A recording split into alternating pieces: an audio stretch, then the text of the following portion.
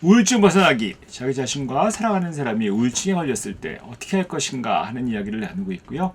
요즘 이제 치료에 대해서 시작하고 말씀을 드리고 있습니다. 우선 우울증 치료에 본격적으로 들어가기 전에 우울증 치료가 개괄적으로 어떻게 이루어지는지 어떤 과정인지를 좀 말씀드리고 싶습니다. 우울증 치료를 간단하게 얘기하면 어쨌든 우리가 얘기하는 말로 치료하는, 마음을 치료한다고 할 수 있는 정신치료, 심리치료, 정신심리치료, 정신치료의 한 축과 그 다음에 주로 어떤 물리적인 또는 화학적인 방법을 쓰는 어떤 물리화학적인 방법, 대개는 이제 화학적인 방법을 많이 쓰죠. 항우울제를 기반으로 한 그런 어떤 의학적 치료, 이렇게 두 가지, 정신치료, 우울증 약물치료, 이렇게 크게 보는 것들이 일반적으로 볼 수 있습니다.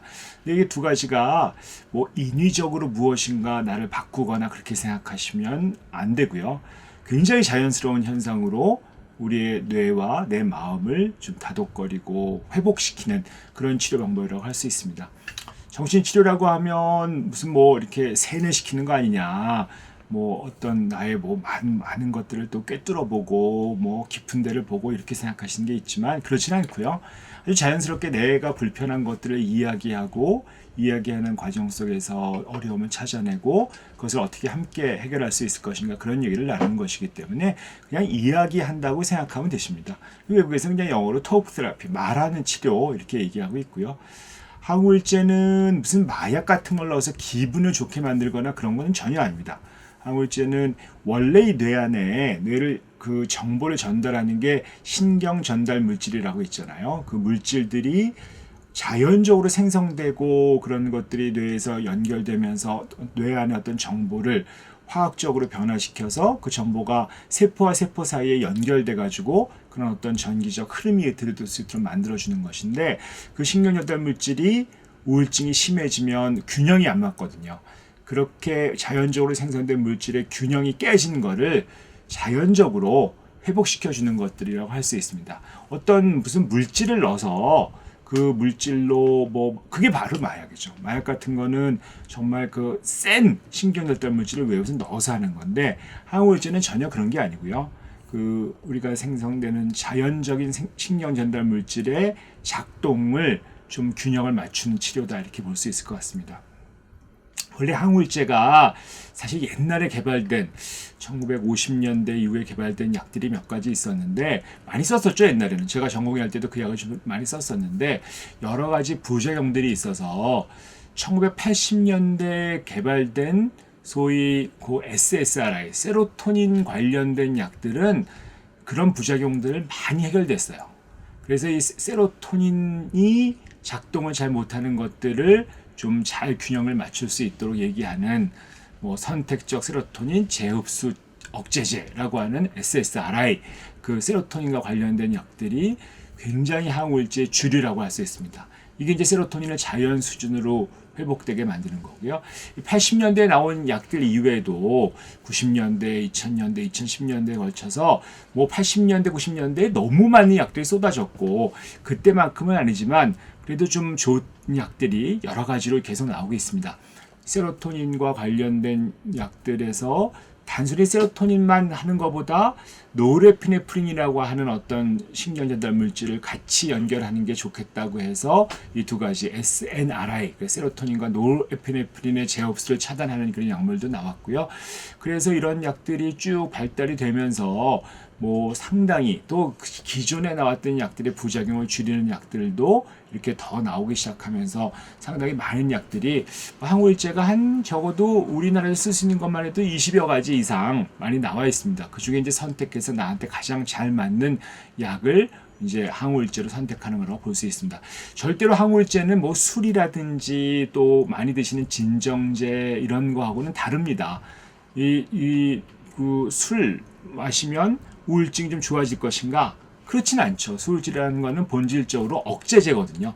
술을 많이 드시면 기분이 그때 조금 깨어난 것 같지만 결국 다운되기 때문에 술을 오래 드시는 거는 항우울 효과가 나오는 게 아니라 오히려 우울증을 만들어내는 효과가 있죠. 그래서 술 오래 드신 분은 점점 더 우울해지는 경향이 있기 때문에 술로 우울증을 해결하는 건 절대로 안 되고, 진정제 같은 경우는 잠을 도와주기 때문에 일시적으로 좀 나아지는 것 같고 불안이 줄어드니까 좋을 것 같은데 사실은 기본적인 항우울 효과가 없거든요. 그렇기 때문에 진정제로 우울증을 치료할 수는 없는 것이고, 뭐 히로뽕이나 코카인 같은 마약이야 일시적으로 기분이 좋아지는 거지만 그야말로 마약이니까 절대로 사용하시면 안 되는 것이고, 항우울제라는 걸 이용해서 신경질환 물질이 정상화 되도록 만드는 것들이 가장 중요하다고 볼 수 있습니다. 전에 한번 말씀드렸던 기분의 굴곡이 심한 거 있잖아요. 그러니까 조증도 나타났다가 우울증도 나타나고 이렇게 반복되는 경우는 단순히 항우울제만 쓰면 조증이 유발될 수가 있잖아요. 그러니까 너무 가라앉힌 것들을 떠올리려고 하다 보면 특히 우울증만 있으신 분들은 상관이 없는데 조울증이 있으신 분들은 갑자기 기분이 들떠버려서 오히려 더 나빠지는 경우도 있거든요. 그래서 그런 경우는 기분 안정제라고 하는 약을 같이 쓰시는 경우가 많아요. 그래서 요새는 아예 기분 안정제만 가지고도 치료하는 경우도 많거든요.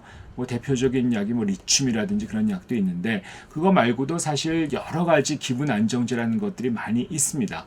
그렇게 좀 안정시키는 약들이 있고요. 최근에는 원래는 항정신병 약물이라고 그래가지고 조현병 같은 데서 썼던 약들인데 그런 약들이 조현병만 치료하는 것들이 아니라 우울증도 상당히 치료가 잘 된다. 그래서 옛날의 전통적인 약들이 아니라 그걸 뭐 정형적 항정신병 약물이라 하는데 그런 게 아닌 비정형적 항정신병 약물들은 우울증에 특히 잘 낫지 않는 우울증 같은 경우에 아주 효과가 좋은 걸로 알려져 있습니다. 그래서 보통 일반적으로 보면 항우울제 좀 일반적으로 쓰고 거기에 기분 안정제 같은 것들, 특히 기분의 변동이 심하신 분들 많이 있거든요. 뭐 굴곡이 심하다든지 그런 경우에는 기분 안정제 좀 쓰고, 특히 잘 낫지 않고 좀 오래됐다라든지 증상이 좀 심한 경우에는 비정형 항정신병 약물을 같이 병하면 사실은 우울증 약물 치료가 이런 식으로 라인업이 되어 있다라고 생각하시면 될 것 같고, 항우울제는 절대로 습관이 되거나 중독이 되는 약이 아닙니다. 그렇기 때문에 특히 진정제, 술 같은 거 생각하시면 한번 먹기 시작하면 못 끊고 이런 경우가 많이 있거든요. 근데 절대로 습관성이나 중독이 되는 약이 아니기 때문에 상당히 안정한 약이다, 안전적인 약이다라는 것들을 좀 말씀드리고 싶고, 기본적인 그런 항우울제를 통해서 치료를 한다라고 생각하시면 될 것 같고요. 최근에는 이런 화학적인 방법 말고도 물리적인 방법들이 많이 좀 동원되고 있습니다. 물리라고 하는 거는 직접 에너지, 직접 자극을 주는 거죠. 옛날에 뭐 전통적인 치료로 전기자극을 주는 것도 있었는데 그건 기억력 문제가 있기 때문에 요새는 잘 병원에서 아주 심한 경우만 쓰고 입원했을 때 쓰는 경우도 좀 있고요. 그런 전기 충격요법 같은 거는 요새 외래에서는 잘 안 쓰고, 외래에서 많이 쓰는 거는 소위 얘기하는 경두의 자기자극이라고 해서 자장, 아주 강력한 자석이라고 생각하시면 됩니다. 그런 자장을 뇌에 자장 에너지를 둬서 그 자장 에너지를 통해 가지고 뇌의 활성을 일으키는 거라고 볼 수 있죠. 옛날처럼 센 뭐 전기의 어떤 큰 볼테이지가 들어가는 것들이 아니고 아주 그냥 직류로 약한 보통 아주 좀 그야말로 좀 마이크로 암페어 정도의 수준의 작은 미리 암페어 수준의 작은 그런 전기들이 들어가면서 이런 것들을 하는 여러 가지 방법들이 있고요. 그 중에서 조금 우리가 보면 한 2mA 정도를 쓰고 있는 TDCS 이런 방법을 쓰겠습니다. 소위 경두계 직류 자극이죠. 직류 자극을 통해서 뇌의 활성을 일으키는 그런 어떤 여러 가지 전기적 방법, 일종의 물리적인 방법이죠. 그래서 물리적으로 치료하는 방법도 있다라는 걸 생각하시면 될 것 같고요. 크게 보면 일단은 말로 하는 정신치료, 그다음에 물리적인 치료, 화학적인 치료가 있다라고 생각하시면 될 것 같고, 이런 방법을 통해서 뇌 자극을 적당히 하고 그다음에 균형도 맞추고 내가 좀 부정적인 생각 같은 걸 완화하면서 치료를 해나간다. 이것이 우울증의 치료 방법의 원칙이다, 이렇게 생각하시면 되실 것 같습니다. 오늘은 여기까지 하도록 하겠습니다.